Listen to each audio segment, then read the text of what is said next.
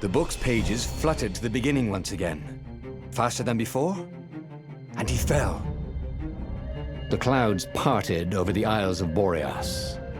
It was time to choose. The rebellion was in trouble. Ravens were scouting for the secret rebel base. They needed a game changer. Pieces of the Sky Ripper had surfaced. Renato knew that using it could go catastrophically wrong, but he was sure he could figure out how to use it safely. Also, a temple had risen out of empty desert. The Iblis stone was hidden there. It was a dangerous artifact. It could corrupt its user into a bloodthirsty monster. Maybe he could find a way to use it, to take its power without surrendering to its wickedness. And also, his old friend Lapino needed rescuing. Of course, Renato had a pretty strong suspicion that Lapino had betrayed the rebellion, and he had a gut feeling that he needed to use that to his advantage.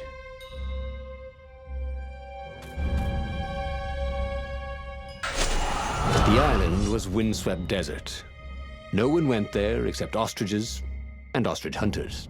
The Iblis stone. It would whisper promises in his ear, offer him power for blood. But this time, Renato was sure he could master it. And so, Renato went ostrich hunting.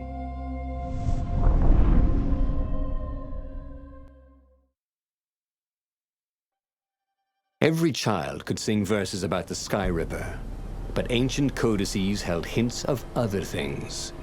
A stone that ate souls, a ruby that drank blood, a jewel only a righteous man could give away.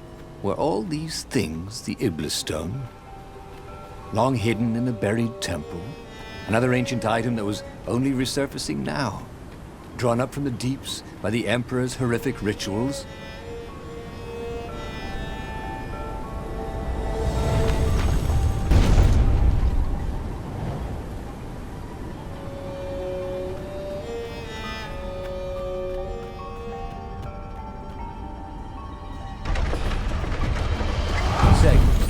Guys fixed for life insurance.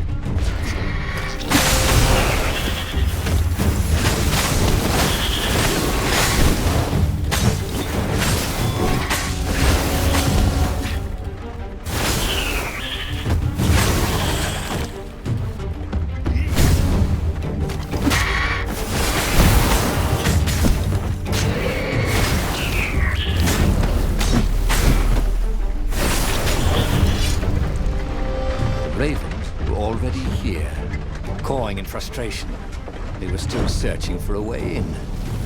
Good. Then he hadn't come too late.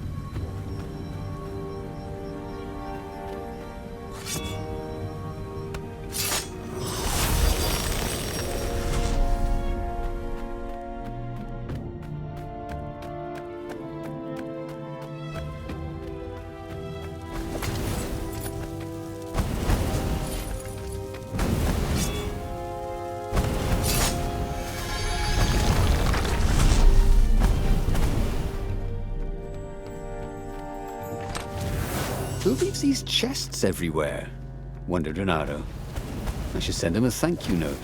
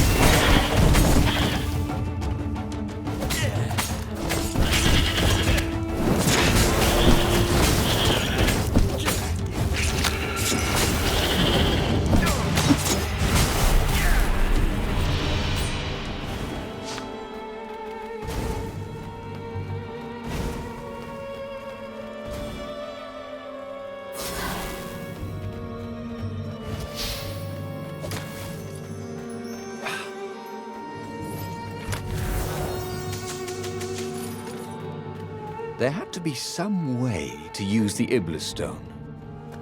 It was old, wasn't it? People are so much cleverer now. And Renato was pretty sure he was cleverer than most people.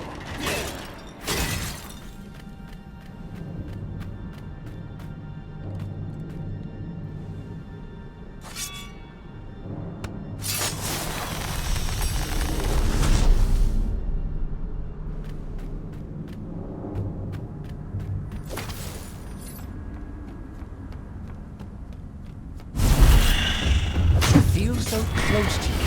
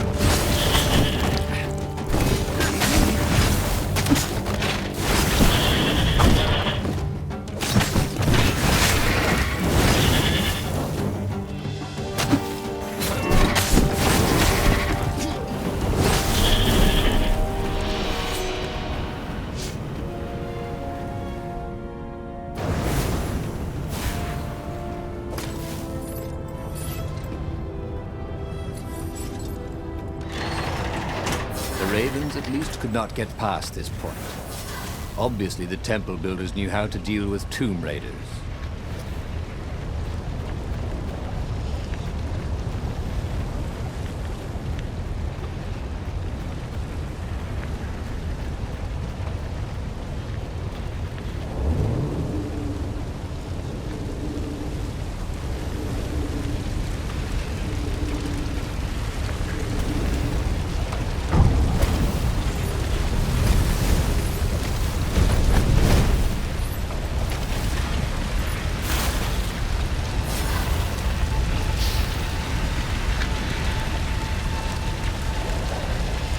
It was a stone of the purest blackness.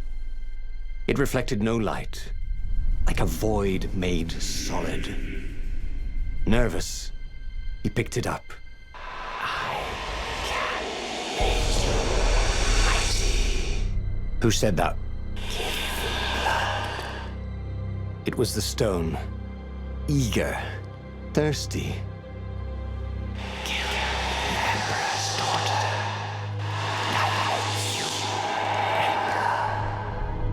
That seemed tempting and terribly wrong. Zenobia was the Emperor's greatest general and a potent witch. But they had been close once, and he had a sneaking suspicion the gem would try to control him. Why not capture the core of Skyripper instead?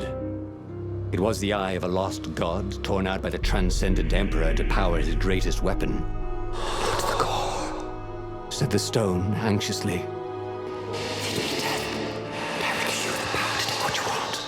But even though Renato knew how evil the gem was, he had a clever plan for dealing with it. The stone bothered him. He hated being told what to do. Wasn't that why he joined the rebellion? Wasn't that why he'd refused to be a soldier? He'd agreed to come on board only if he could freelance. The stone felt a bit clingy, and he had a feeling it did not have his best interests at heart.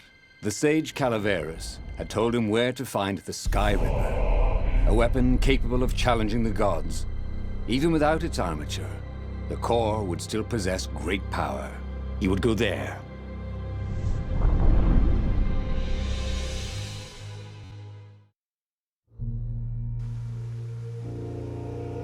The moment he landed the Farfarer, Renato had a rare feeling of regret. It's not too late, he thought. He could turn around and sail for Zenobia's island. He frowned. Wait a minute. He didn't want to kill Zenobia, did he? Sure, technically she was the enemy, but they'd been at Sword Fu School together. They'd never been lovers, but somehow they'd been closer.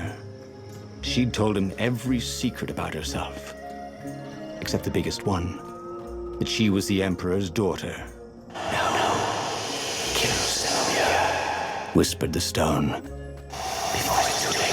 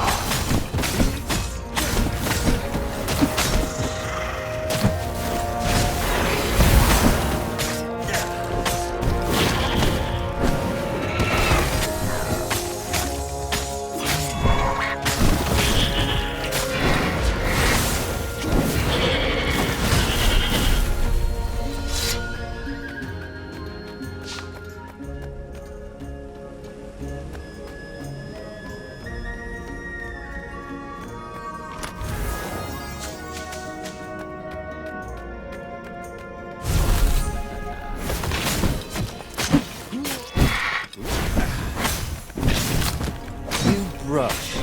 Oh.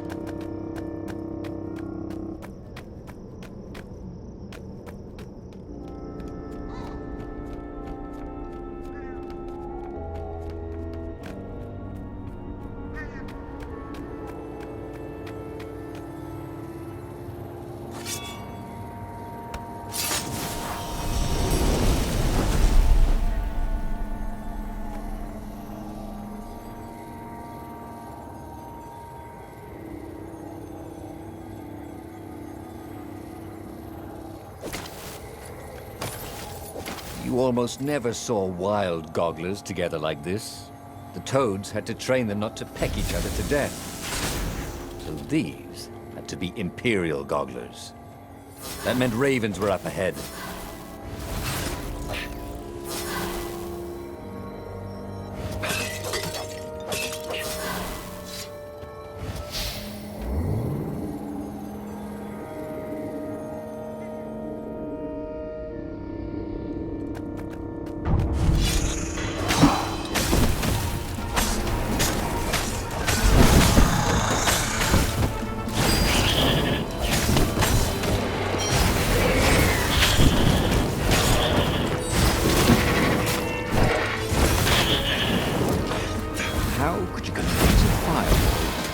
friend.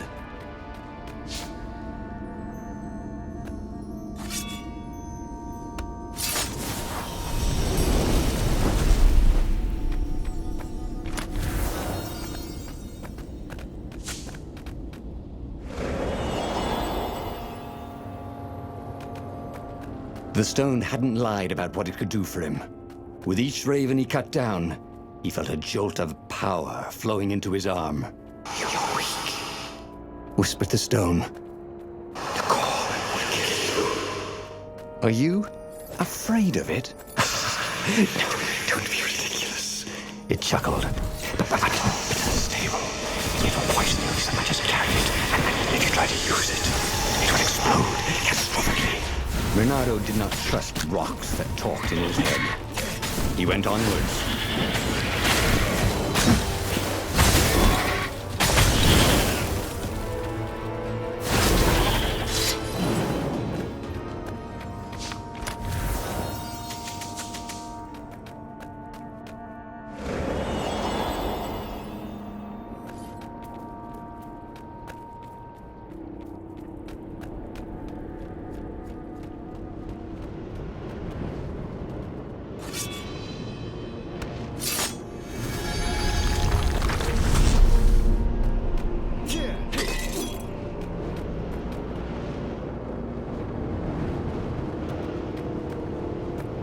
Renato could feel the burn.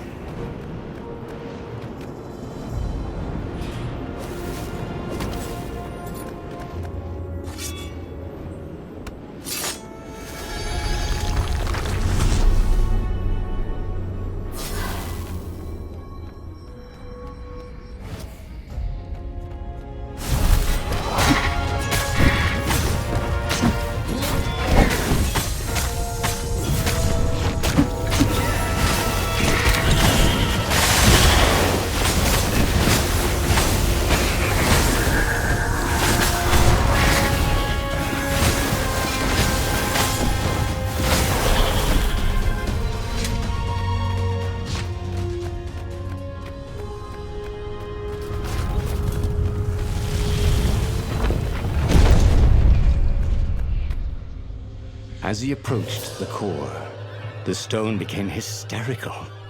"No, it's too much power. We'll rip a hole in space and time." He had a sudden vision of plunging his gauntlet into the core and dying in anguish. That wasn't his vision, was it? The stone had sent him its darkest fears, hadn't it? He had a sudden impulse to do exactly that. He raised his right fist and plunged it into the core. There was a rush of light. He thought he could hear the stone screaming. And then he passed out. When Renato came to, the core was gone. But the Iblis stone was no longer black, but glowing with a blue light. And it was silent. "I can't hear you," he sang out, and "You?" It didn't answer. "Ha!" he said. He had defeated the demonic gem with the power of his mind. He felt invincible. It was time to attack the Imperial outpost on the Nexus. Take the battle to the enemy. But among the huge crystals, there was also an observatory. A wise man would probably ask the scientists exactly what he had first. How wise was he? As the Farfarer sailed towards the Nexus, Renato wondered if the core had been created to silence the stone, or even to feed its hunger. Honestly, he didn't care. He felt terrific, and he appreciated the quiet inside his head.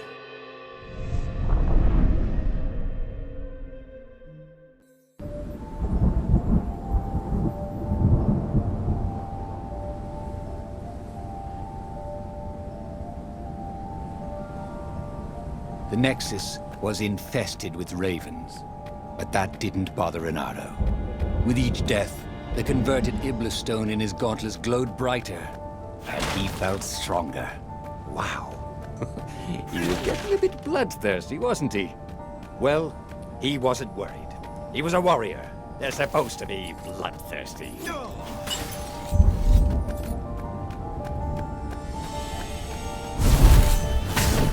Don't go away.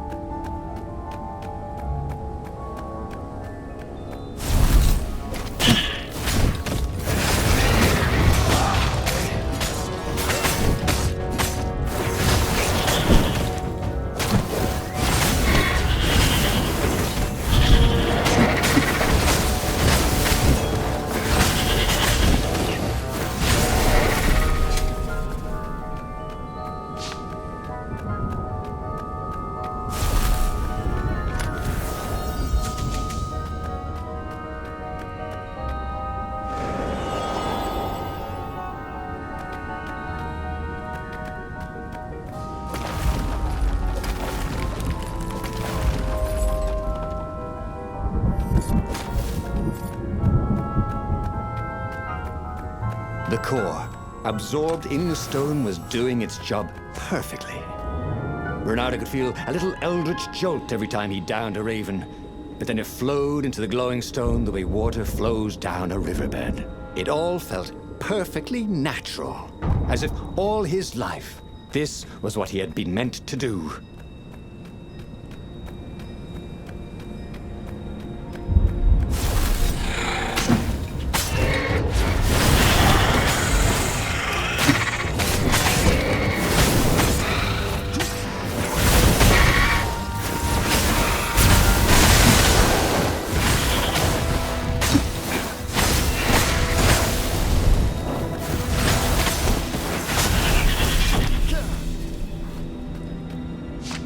Renato tore through the last remaining guards at the outpost like hot coffee through snow. There was a far speaker toad here. He called the council speaker. He knew she would be thrilled. And she was. She wanted him to come back to base. They had plans to discuss and a medal to give him. A large, golden medal. Great, said Renato. Let's talk about who else I can kill. Then the far speaker croaked again. Hello, Renato. It said. If you get sick of slaughtering second-rate birds in the Nexus, I'm waiting for you in the mountains. Zenobia. She missed him. She loved him. Once she saw how awesome he'd become, maybe she'd join him. They'd kiss and... Well, if she did refuse for some reason, he was no match for him now.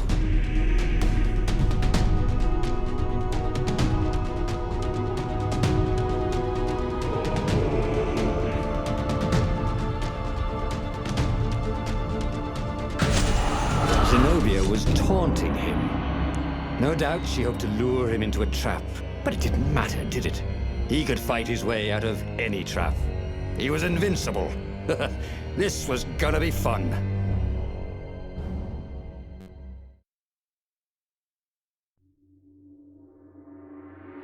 So where was this ambush? Renato couldn't wait. At Sword Fu school, she'd always studied a little harder, practiced a little longer, complained really a lot less. And then she'd become a sorceress. He'd always known he'd have to take her by surprise or not at all. but this would be a surprise indeed.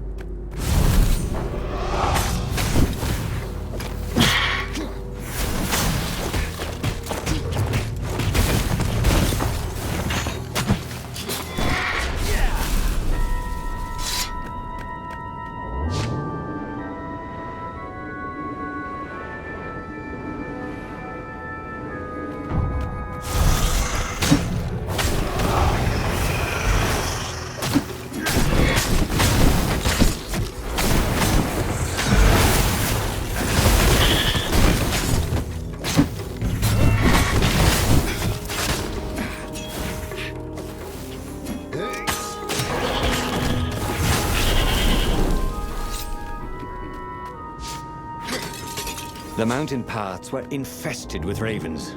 That was swell. Every time he cut one down, the stone glowed a little brighter. In fact, everything glowed a little brighter. Look how white the snow was, and how very blue the raven blood was. Seriously, where was she? He wanted to try his new strength against hers.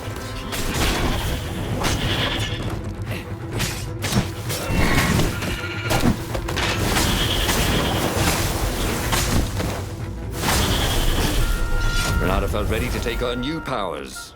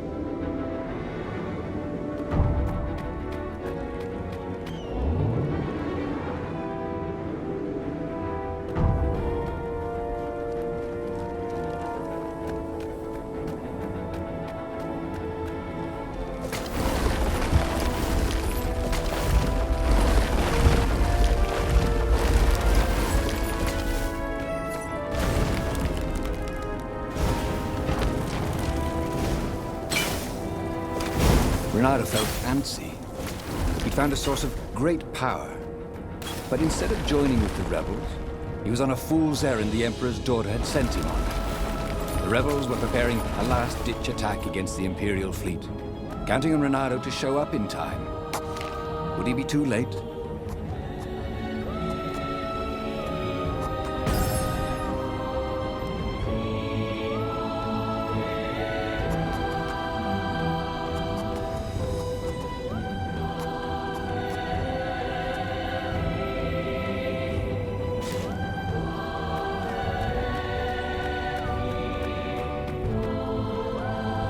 At the end of the path was Zenobia.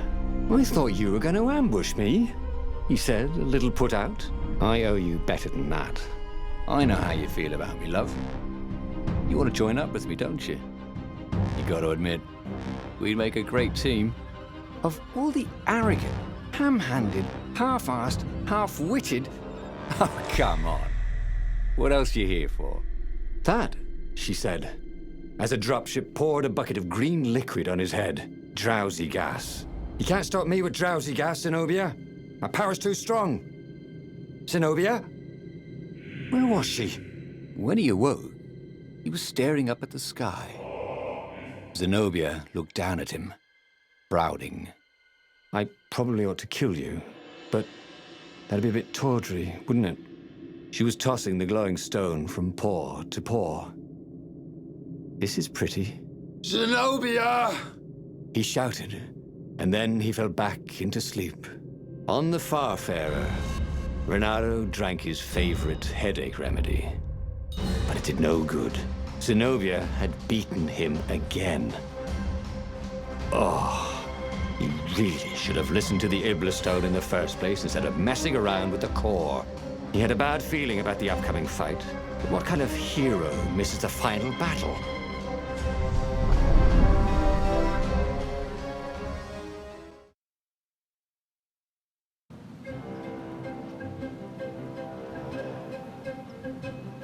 Renato was bruised and tired. He wasn't looking forward to killing ravens. It didn't even seem scary. It felt like a chore, like sweeping the practice room at Swordfu School, which he'd done his best to leave for Zenobia whenever he could. What would she do with the glowing Iblastone? That should terrify him, shouldn't it? But he just felt dull and stupid as he carved his way towards probable doom. "Hey, do old ravens go grey?" "You know what? Don't worry about it."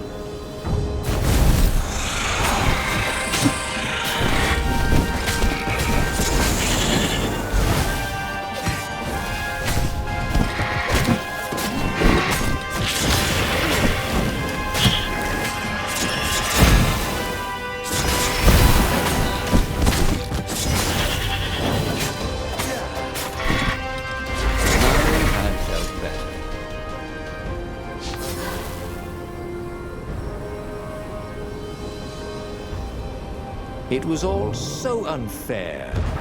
He'd wanted to protect himself, protect the world from the Iblestone's hunger for blood and souls. And all he'd done is get mugged. Next time he owned a supernatural artifact that wanted tribute, he'd serve it champagne and caviar.